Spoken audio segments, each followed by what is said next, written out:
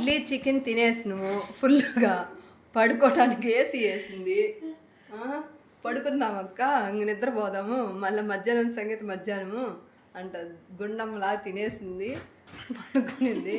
నేను తిన్నా, పనుకోవాలంట. నైట్ అంతా జర్నీ చేసిన కదా, పడుకక్క అంట. తినటం పడుకోవటం, ఇంకేం పని చేసేది లేదు. అంతే, అది కూడా పనేనే. అది పడుకు తినేది, పనుకునేది.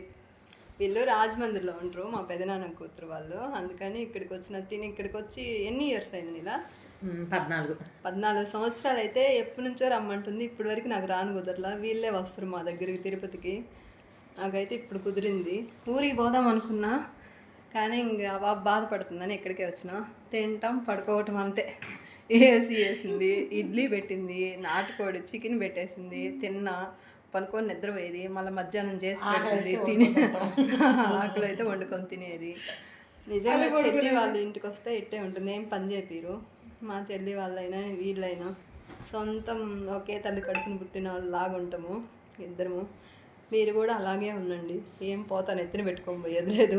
ప్రశాంతంగా ఉన్నామా, మన వాళ్ళతో ప్రశాంతంగా హ్యాపీగా ఉన్నాం, అంతేను. ఎన్ని బాధలు ఎన్ని బాధలు ఉన్నా మర్చిపోతాం మన వాళ్ళతో కలిస్తే. ఓకేనా? బాయ్ అండి.